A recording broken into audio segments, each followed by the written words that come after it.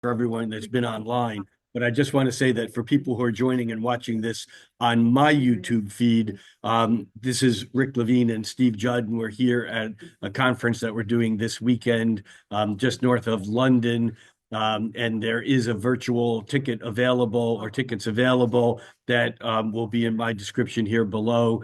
And for everyone else who's been with us for a few minutes, sorry to have to repeat all that. Yeah, same on but my end, but, sometimes shifts happen, and shifts happen. sometimes you forget to record the shift. Yeah. So we decided the program and we decided what time we were going to start. And then when we looked at the horoscope, after we'd set the program in place, we realized that the Mars-Pluto opposition was going to be on the MC and IC axis. Nailed. I mean, at the time we started, and there's going to be a precise 1 minute of 1 degree conjunction between Venus and Neptune.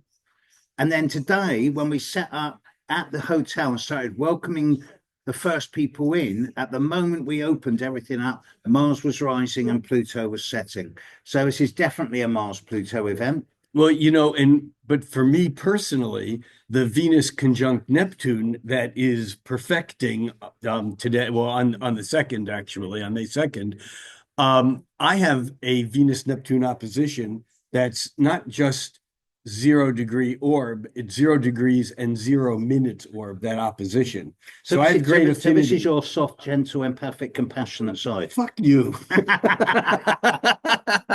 Don't I didn't say that. I didn't say that. You don't see me swearing on YouTube. No. I'm a sophisticated, elegant one. No, and of course, as you know, I also have a Cancer moon and I believe you have a bit of Cancerian just a tad, yeah, running around in your chart. I'm a shy, gentle, compassionate, insecure, delicate, moody Cancerian. Right. And I'm the now deceased Pope speaking to you through Rick Levine's body. Okay, where are we going? This is what he does. He brings this out in me. Stadler and Waldorf have been reincarnated into two crazy astrologers who are just out to influence the world for all the best possible reasons. Trust me, I'm an astrologer. Yeah, I trust you. I trust you.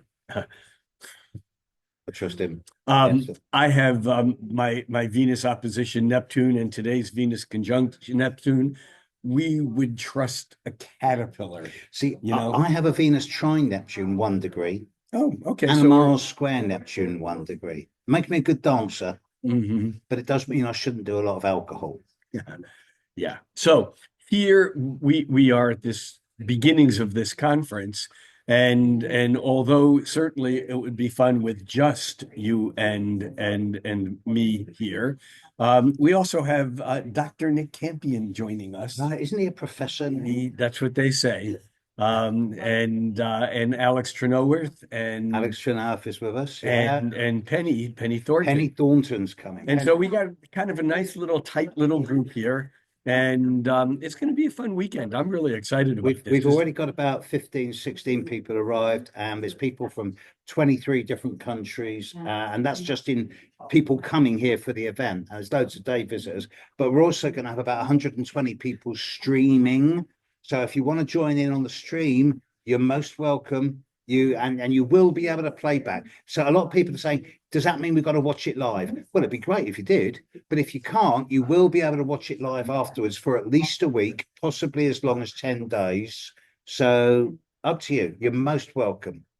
We're going to make it the difference between this and any other astrological conference that may or may not be happening is that we are not just going to sit down and lecture to people. We're going to be immersive, integrated, assimilated with the audience. We're going to be having the meals with everyone. We're going to be sharing the evening laughter, the music, a little bit of alcohol. The key word is... And by the way, for those of you attending virtually, you'll have to bring your own alcohol. We don't yet have the technology to deliver that via hypertext alcohol delivery. We have got a few psychics. No, well, but they're not going to be able to send. But Steve, astrologically, I mean, we're talking astrology, and you're talking about the Mars-Pluto opposition. Technically, that opposition is already beginning to wane. Is it not? It is, but realistically, bearing in mind the chaos of the world over this last few weeks, I think that this Mars Pluto opposition, yes, it's waning in strength, but the impacts are still resonating worldwide and will continue to do so for it. But it does seem that May is going to be, in general, a little bit quieter than this year so far. But then we got that big lineup in the second week of June. Oh yeah. And you know, the May, by the way, for anyone who's watching this live, my May forecast is done and completed, will be posted in the next few hours. But you know, I every month when I post my forecast, I always create a 2 or 3 or 4 or 5 word little overview for what you know, and my May forecast is entitled Consciousness Upgrade in Progress. I think that's a really good way of describing it because shifts happen. Well, but and this shift to some extent has already happened and has not yet happened at the same time. In other words, we're in the midst of a shift, but we're seeing it from this moving perspective of today. And certainly, you know, we could go back to the 1960s and forward to the 2060s and say this is going to be maybe the greatest shift that humanity has ever seen. But we could also just go back to 2020 to now, or even just March, April, and into May. I mean, and so depending on the perspective, the shift is that dramatic. And even with the Mars in Leo opposing Pluto in Aquarius, you know, that shift really began building up right around Election Day in the United States, the presidential election. That was the first of the three of them. The second was in operation all through the month of January, the month that Donald Trump was inaugurated. And in a way, we're now getting the real meaning that's behind it. And it'll really take still, I believe, months in order for us to be able to understand what happened during this period of I've time. got something for you as well. I don't know if you've noticed this. We all know that in about 3.5 weeks' time, Saturn is going to move into Aries. Yes. Okay, around about May 26th, 27th. Yes. Right, but that's a geocentric Yes. movement. Yeah. Right. But heliocentrically, Neptune is going to move into Aries on May the 25th. Yeah.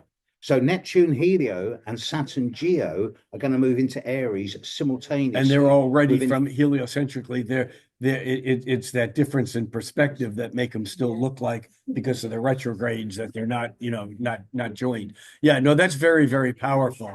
And obviously Saturn catches up with Neptune every 36 years? 36, 37 years. Yeah, and yet in recorded history, as far as back as any of us have looked, it's never happened at the point of the vernal equinox. Never. Never.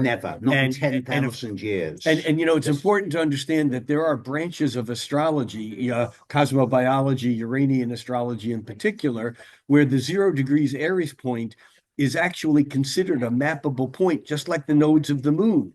And we often don't do that in modern astrology. But that's because we're practitioners, not students. We don't have the time to study this because we're too busy doing it. Stuff. But the fact that this is happening at that 0 degree point is like another whole level of initiation.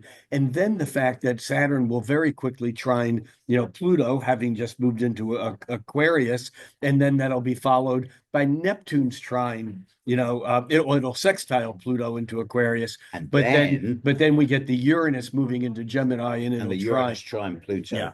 That's the big one from my perspective. I agree. It's the first smooth aspect since the Uranus-Pluto conjunction in the mid-60s. And after that, there's so little in terms of large scale, long-term, big picture for so many years to come. So that tells me yet again that the period we're in now is the biggest period of compressed and concentrated change that we've had probably in my lifetime. Maybe not in 10,000 years. Or although I would say the mid-60s with the Uranus-Pluto. Yeah, but you're old enough to remember that. I'm also old enough to have forgotten some of it. I was 10. You know, there's 2 other things that are happening this month or in the next month or so, or this month. And one of them is the third and final Jupiter-Saturn square, which also began last year. And that just adds another whole wave of, I think of Jupiter and Saturn as peristalsis. But that's you know on June the peristal 9th, though. That's when they're both Yeah, at 0 degrees. that's right. That's right. Yeah. And peristalsis is the expansion and contraction of how the body moves, like it's like a snake that swallows a rat, and you can see the bulge, and that contraction in the esophagus or in the colon is waves of expansion and contraction. That's the way Jupiter and Saturn work together. But this Jupiter-Saturn square at the 0 degrees, because Jupiter loves being in Cancer, and I'm quite happy about Saturn being at 0 Aries, conjunct Neptune, because it's going to bring a bit of structure into the imagination. Yep. I really think that, but it is going to lead to a short-term severe blip in stock prices, gold prices, crypto. I expect the markets to go a bit crazy just for a few days around that time. There's another thing happening this month that people are not talking about. And I know that this may not be something that you spent a lot of time thinking in, because I know that you're a bit more of a astrological pragmatist than some people are, than I am on some level. And that is that we're getting the once every 53, 54 year conjunction of Chiron and Eris. And people who don't use Eris now are like people who didn't use Uranus in the 1870s. No, I'm not going to let you get away with this. Well, hold on. Let me say this first. When Chiron was discovered in the 1970s, in 77, most astrologers didn't use Chiron. No. And maybe you still don't. I don't know. I do. Okay. Religiously. Okay. But in the 1930s and in the 1940s, most astrologers were not using Pluto. Now, all I'm saying is that whether or not we put a lot of focus on it right now, that Chiron is aligning, conjoining Eris for the first of 3 times. It's just another wave of the deepness of the change that's going on and the potential we have for healing at this moment, whether you use it or not. I don't use Eris simply because it moves so damn slowly. Well, people said that about Uranus and people said that about Pluto. Yeah, but Eris moves what? It's got a 1,000-year orbit. All right. So, if we're using Eris as a fixed star. Let me ask you, that's what I'm saying. So if something doesn't move at all, like Regulus or like Sirius, there are fixed stars that we know that there are points that work. Algol, perfect. I mean, we have a Uranus Algol issue certainly still, hanging around. But whether it moves really fast or not, there's something there that warps or bends things out of shape. And all I'm saying is that when Chiron aligns, because Chiron's a 50-year cycle, roughly, and when Chiron aligns with Eris, I mean, there's just another wave of how potent this time is on top of everything else. That's all I'm saying. Okay, but my argument is, are we actually that sensitive that we can discern the Chiron Eris influence on top of everything else? I am. I used to be modest before I became perfect. So, I'm not going to defecate on your doorstep. No, but I think that the outer planets, the newly discovered planets, remember when each of and this is a talk that I'll be giving here called Personalizing the Outer Planets. I'll be giving that, I think, on Saturday, that lecture. Because when each of the outer planets was discovered, they were by astrologers said to be, well, they're cosmic, they're too out there, they're not part of us. But in each case, when they were discovered, at first they were considered to be too far away, too slow, and then they were integrated into our awareness. Is it Sedna or Eris we're talking? Well, I'm talking about Eris, but Sedna, it's not even round. It's not even a planet. Well, it doesn't matter, I'm suggesting. Regardless, and it's potato shaped. So is the Earth, actually. It's an obloid. See, we've still got Uranus conjunct Algol at the moment, and Uranus is a planet. And Steve's trying to cut my head off. So we might actually decapitate each other during this conference. No promises, and we won't video it. It's just for the people who are here. Actually, we might. A virtual ticket might get you a visual of the decapitation. Spur. No. I think we should call it quits while we're ahead. All right. Before we kill wait. We're going to call it quits before we're ahead. There's a Uranus conjunct Algol. And for those of you who don't know, Algol as a fixed star is considered to be the star of decapitation. And Ptolemy said that it was the most treacherous star in the sky. But it turns out that there's a story behind Algol that I think Alex will give us over this weekend. Alex Trenowath is giving a talk on Algol, because Algol, it basically represents the decapitated Medusa who may have been the first Me Too victim, because she was raped by Neptune. We're getting contentious now, so I think we better look at. Listen, my name's Rick Levine. Oh, stop it. And I'm Steve Judd. And we're getting out of here before we get too much Gemini going on. I think we got a bit of trouble. Okay. Catch you later, world. All right. Bye. Peace out. Think cosmically, act locally. Catch you later, world. Bye.